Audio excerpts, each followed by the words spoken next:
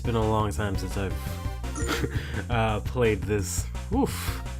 But anyways, we're finally doing the final round of the top of the Lefty Tournament.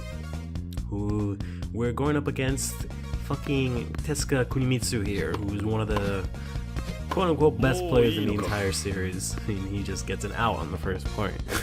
I'm trying to fucking talk shit for you here, Tezuka, and you're over here getting outs. He's the captain of Seigaku. We faced him actually in the first ever episode of I was gonna say Jump Ultimate Stars of Prison Tennis 2005 Crystal Drive. That was way back when. That was like almost 3 years. Wow, I think it's about to be 3 years ago. That is bananas. But anyways, yeah. Just a little recap. We're doing the top of the Lefty Tournament here. It's a bit of an interesting tournament because it starts off with opponents like Dan, who's not really a I don't want to say professional because none of these guys are professional, but he's not really a strong tennis player. Then after that we go to Yuta, who is a pretty decent, he's a more mainstay tennis player, but he's not really up there with the other guys. Then from there we went back down to playing the coach in, the coach from Atobe's school. What are they called again? This is Seigaku. I don't remember. The other blue school. We go to playing the coach from that, which, I mean, granted he's a coach, so he's probably, in general, probably good, and he's still young. He's not like, out of shape, or like, oh, they're fat, or anything like that, right? But he's also not really great, and he was playing fucking tux, which was really funny. He didn't even bother to like get changed or anything like that. But anyways, after that, now we're taking on Tezuka in the finals, who's infamous for mainly just his one technique, which is the Tezuka zone, which is the epitome of bullshit when it comes to tennis. Like, the more I play tennis, the more I can appreciate baby steps, and the less I can appreciate Prison Tennis. But Prison Tennis is just like super sports anime bullshit. Which is fine sometimes, but other times it's kind of like, come on. Like, did you even like try to be somewhat realistic? But the Tezuka zone is just, Tezuka's so good that he's able to hit the ball with so much spin that when the opponent hits the ball, it will always come back to Tezuka. So that's what that thing is there. So no matter how I hit the ball, it'll always gravitate towards him, because he puts so much ridiculous spin on the ball that it can't be undone by whatever way you do it, and it's perfect spin in that it'll always return to him once you hit it, because he's that amazing. And then later on, I don't know if it's in this game, but he also has a different version of it. I don't know what it's called, but it's basically just the reverse of it, is that no matter what balls you hit, they'll always go out, which I always thought was really interesting, because they waited until like the end to pull that one out. I was like, oh yeah, that's not bad. I like it when things, like when people, or characters I should say, develop one ability and then they develop the exact opposite of that, and they manage to put that into use. I feel like that's really sort of well structured. Like when you come up with shows that have like abilities and stuff, you gotta sort of find a way to make sure that your abilities are well crafted. You're not just fucking throwing out, kamehamehas and all this kind of shit. There has to be sort of a nice, in my opinion at the very least, there should be like a nice progression in sort of how skills advance, and like how other people have skills and how skills interact, etc., etc. That's sort of one of the things that's probably why I really like sports animes, because you can see the characters develop their skills and use them, and their skills are also a little bit more rooted in like actual things that people can do, because at the end of the day they still have to play a real human sport. They're not flying around beating up gods of the universe or anything like that. So at the end of the day, it's kind of still rooted in some sort of basic human ability, and it's also sort of like, wow, if, you know, I do such and such hard work, I can accomplish such and such thing, you know, that kind of thing. But Prince of Tennis didn't really do a lot of that. I mean, they did a little bit of that. Like, they had a Kaido who has his snake shot, and they later on started making use like a towel to make it a little bit more snaky, like that kind of stuff. And you know, Ryoma needed to figure out sort of, I guess, more power, or I don't know. But he ended up developing the cool drive because of a lack of drive, no, a lack of sort of skill in his game, or not skill, I don't know how to call it, but he was lacking in his game, so he came up with a cool drive, that kind of stuff. A lot of my knowledge, the very least, is just based only on the anime. So I know the manga is completely different. So for example, Sengoku, he ended up taking up boxing to sort of boost up his stamina and make it so that he was a lot better in tennis, so he would efficiently finish all his games in under 3 minutes, or it might have even just been sets, which I feel like is a bit too short. But games in 3 minutes is also probably too long. Games don't usually last 3 minutes. They last maybe 2, maybe even just, I don't know.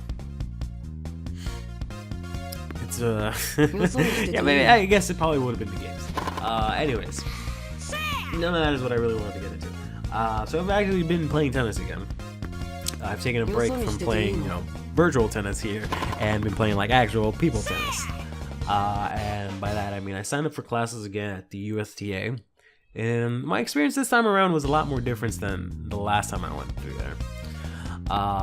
So one of the, I don't know if I talked about the first part, but I got sort of examined, or I went to take the test so they can see sort of where I fit, and I was really nervous. But aside from me being nervous, I just did really bad in general. So I was told that my backhand needs some work, my serve was atrocious, as it's always been, so that needs some work. But he told me my forehand was at least a level 3. So I was kind of like, well, great, I'm garbage, but whatever. And I went up, and I signed up later on in the summer for a level 2 class, and I was like, ugh.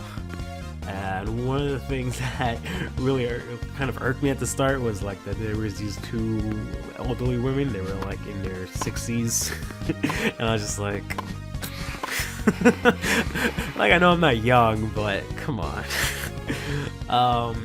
But in general, the experience was really good. There were a lot of good players there.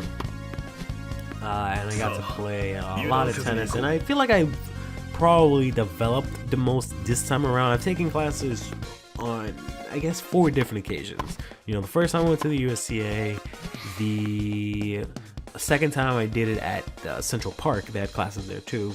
The third time I did somewhere in downtown Manhattan, where they had this thing called Stroke of the Week, where every week they go over one stroke. So, you know, they will spend an entire hour going over the backhand, an entire hour going over the serve, that kind of stuff. So I did that. I don't know if you want to count that, but, and then the 4th one would be, you know, this time.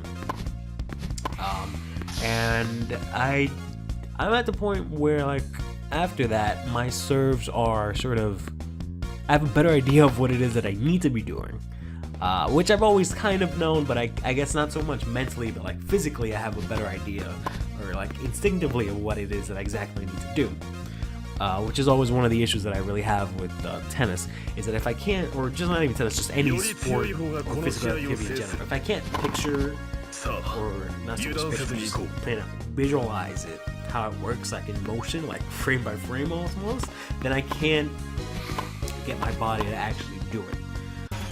So it's the thing that I've been having a lot of issues with the backhand, because it just feels so foreign and awkward for me. But that's just because I can't picture it. Same thing with the serve. I just can't picture myself correctly during the serve. Like I can think of the motion, but there are some gaps in between where I'm kind of like, well, what am I doing at this specific junction, right? And then that's where I'm fucking up. So I'm a little bit better at that. I also worked a hell of a lot on my backhand. So my backhand is not great still. It's not as consistent as it needs to be, but I've gotten to the point where it's a lot more reliable and consistent. The only thing is that I'm not using it as correctly as I should, because I have a habit of if I'm receiving serve or if there's a really fast ball, I'll kind of just pop my backhand up just for the sake of just getting it over the net and just throw these really ugly lob backhands over. Or I'll end up, you know, doing the opposite and just slicing a little bit too much and during drops.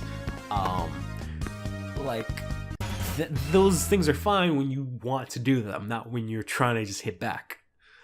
So that's one of the few problems I have, is I know how to actually hit the backhand pretty well. Or at least I feel like I have the form down way better than I ever have. So I need to just actually do that all the time rather than just resorting to my old techniques. Similarly with I had the same issue with my forehand. Is that I knew sort of how to hit the forehand, and I knew what a forehand felt like and consisted of, but still often I resorted to doing like I would hit the ball and then I would hit it at like a forehand slice and I would flip over and pronate. Like I would do a lot of stupid shit like that, or I would do a lot of things where I would just like, instead of hitting the ball, I would kind of like tap push it and then sort of pronate. Like I did a lot of really weird habits that I used to I was really used to doing, and I kind of worked my way out of that. So I just got to do the same thing with the backhand. And then I also do the same thing with the serve. And then my game is pretty solid. But in general, I mean, I was doing a lot better than I envisioned I would have. My forehand was doing really well. My volleys were never really my strong suit, but they're a lot better than they've ever been. The backhand, like I said, I just need to work on that, but I feel like it was way better than it's ever been. I even got a couple of compliments on my backhand just because of, I don't know, a lot of people, I often get a lot of compliments on my backhand, I guess just because most people, I guess, don't do the one-handed backhand, but I guess also just because I put a lot of flourish into my backhand, so that's probably why. So that was really nice, but I want to be to the point where it's justified for me to get compliments, you know. But I'm trying now to actually work towards the fall season, maybe in the winter, just because like the fall, and I might not have the money to really pay for that. Maybe in the winter I'm looking to get examined again, and also I don't know how my schedule's going to work. Looking forward to in the winter getting examined again, and in between working on my serves and my backhands and whatnot, so that when I get examined again, I'm at the very least, you know, a solid 3 where the guy's like, alright, you're not shit anymore, you're somewhat competent. Or at the very least, if I'm a 2, it's kind of like legitimately, like, because I say legitimately because before the guy told me, like, you know, just play in level 2, and if you do really good, they'll move you up. You probably just need to be there in a couple of weeks. So he was trying to like just giving me that thing, like, oh, you're almost there at level 3. He was trying to like give me that, but I obviously wasn't. And I still need a lot more work. So I'm hoping at the very least, if I don't make it up to the point where I'm definitively level 3, at least let it be where I just need one more thing to be level 3, you know? If it's not that I get the serve and the backhand down, let me at least get one of them by then. That's sort of what I'm working on. And I guess I should explain a little bit more on how those work. So, from my bare understanding is, the USDA only really offers courses from levels 1 through 4. 1 being, you know, just basic beginner. Level 2 being sort of intermediate. Level 3 being sort of like a higher intermediate, and level 4 being sort of like whatever goes after intermediate, where it's not like pro. So level 4 is kind of like you're like solid, like you're solid, you're a good solid player. And then after that, you were kind of branching into like pro, semi-pro areas. So that's why I'd like to at least move myself up to, you know, advanced, intermediate kind of area. So then I can make my way to level 4, and then by then I'll be old. So at the very least I can be like, you know, I accomplished at least this much, but I'm old now, so I probably won't be able to get any better than that. or my body won't be able to keep up as much, because I have an old injury where I injured my left knee. It was acting up a bit when I was playing tennis. It's on and off. It'll get to the point where it's just the joint gets like really sharp pains whenever I move. But it's the kind of thing that I can kind of work through, kind of warm up my knee and it'll be fine, or just in general overall work through it, just like how I worked through this entire match and barely talked about the match at all. But it's now match point and we're gonna go ahead and fuck up. Nope, we're gonna win on a fucking out. We got our first point from an out and got our last point as an out, which was interesting, but it was a pretty cool match. Teska got us all the way to 7, almost got us to a tie break, but we pulled through and won the advantage game in the end.